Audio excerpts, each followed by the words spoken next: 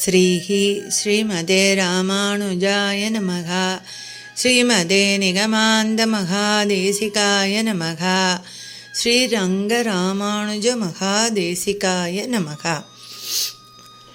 இப்போ நம்ம இந்த பாகவத மகாத்மியம் கதையை பார்க்கலாம்.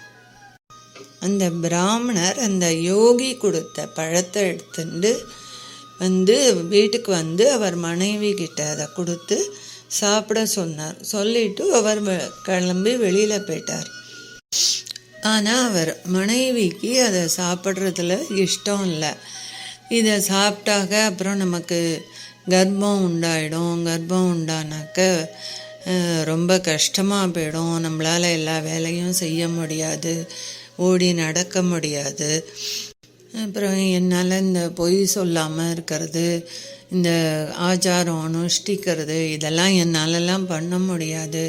அதனால அப்புறம் இந்த குழந்தை பிறந்துடுத்தோன்னா அப்புறம் அதை பார்த்துக்கணும், இதெல்லாம் ரொம்ப கஷ்டம். இதை விட பேசாமல் மலடியாக இருக்கிறதே நல்லதுன்னு அவளோட குதர்க்கமான புத்தியில் அவள் யோஜனை பண்ணிட்டு அந்த பழத்தை சாப்பிடவே இல்லை.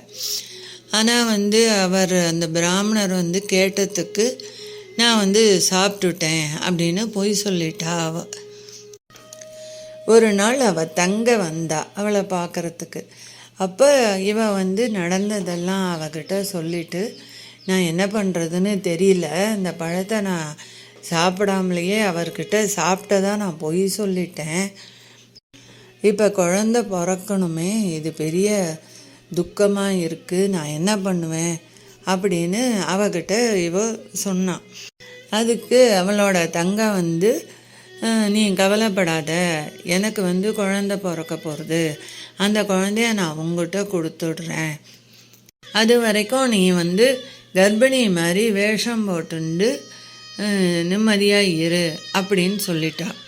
நானே அந்த குழந்தைக்கு டெய்லி பால் கொடுத்துட்டு அதை பார்த்துண்டு நான் உனக்கு எல்லா ஹெல்ப்பும் பண்ணிட்டு போகிறேன் அப்படின்னு சொல்லிட்டு, ஸோ நீ இந்த பழத்தை இந்த பசுவுக்கு கொடுத்துரு, அந்த பழத்தோட சக்தியை நம்ம பார்க்கலாம் அப்படின்னு அவகிட்ட சொல்லிட்டா.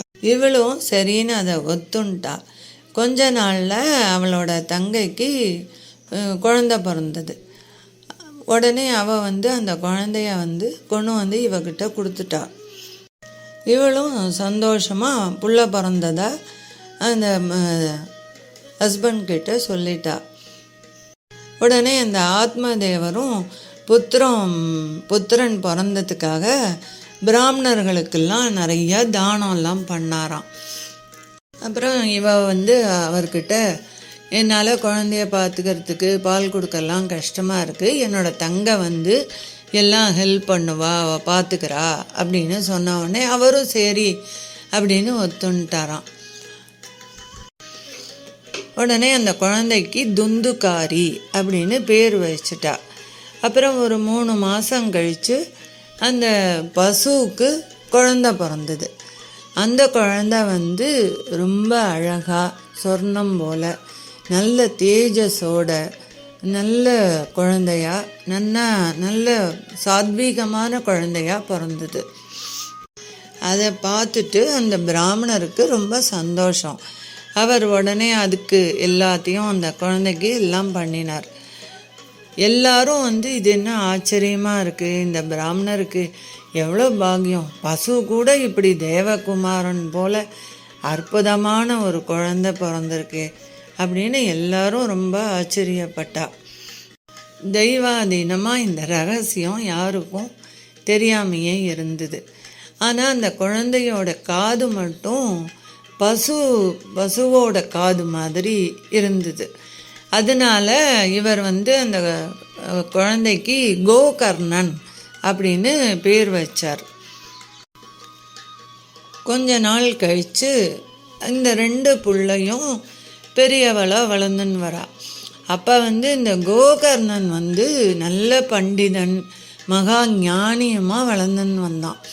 அந்த துந்துகாரியோட புள்ள மகா என்ன பண்ணுறது, ஒரு ஸ்நானம் செய்யறதில்ல, ஆச்சாரம் கிடையாது, மகா கெட்ட பழக்கம்லாம் வச்சுருந்து அவன் அந்த மாதிரியே வளர்ந்துன்னு வந்தான். அவங்கிட்ட நிறையா இதெல்லாம் தப்பு பண்ணுற விஷயம் அந்த மாதிரிலாம் தோஷம்லாம் நிறையா இருந்தது.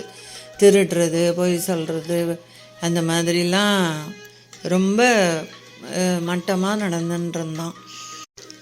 அப்பா அம்மாவெல்லாம் ரொம்ப படுத்திண்டு அடிச்சுண்டு ரொம்ப சண்டை போட்டுண்டு இப்படிலாம் பண்ணிட்டு இருந்தான். அதை பார்த்துட்டு இந்த ஆத்மதேவருக்கு இதை விட புள்ள எல்லாமே இருந்திருக்கலாம், இப்படி ஒரு புள்ள பிறந்து படுத்துறானே அப்படின்னு ரொம்ப மனசு கஷ்டப்பட்டுண்டு இருந்தார். அப்போ இந்த ஞானியாக இருக்கான்ல கோகர்ணன், அவன் இவருக்கு நல்ல வைராகியத்தை உபதேசம் பண்ணான். சம்சாரங்கிறது சாரமே அற்றது, அதுதான் துக்கத்துக்கு இருப்பிடம். அதனால அது நமக்கு மயக்கத்தெல்லாம் விளைவிக்கும். யாரோட புள்ள, யாருக்கு பணம்? சக்கரவர்த்திக்கு கூட சம்சாரத்தில் சுகம் இல்லை. சம்சாரத்தில் வைராகியமாக இருந்து ஏகாந்த சீலனாக இருக்கிற முனிவருக்கு தான் நல்ல சுகமாக உண்டு. பிள்ளைங்கிற இந்த அஞ்ஞானத்தை விட்டுட்டு வனத்துக்கு போனாக்க உங்களுக்கு நல்ல சுகமாக இருக்கும் அப்படின்னு சொன்னதும் ஆத்மதேவனும் அப்படியே அவன் சொன்னதை கேட்டு வனத்துக்கு போய் இது பண்ண நல்ல வைராகியமாக பகவானுக்கு கைங்கரியம் பண்ணிண்டு பாகவதத்தில் தசமஸ்கந்தத்தை பாராயணம் பண்ணிண்டு அப்படியே இருந்துட்டு கடைசியில் அவர் கிருஷ்ணனை அடைஞ்சுட்டார். சர்வம் ஸ்ரீ கிருஷ்ணார்ப்பணமஸ்து. நம்ம இதுக்கப்புறம் நம்ம அடுத்த வீடியோவில் பார்க்கலாம். அடியேன் ராமானுஜதாசன். லோகா சமஸ்தா சுகினோ பவந்து, சர்வே ஜனா சுகினோ பவந்து.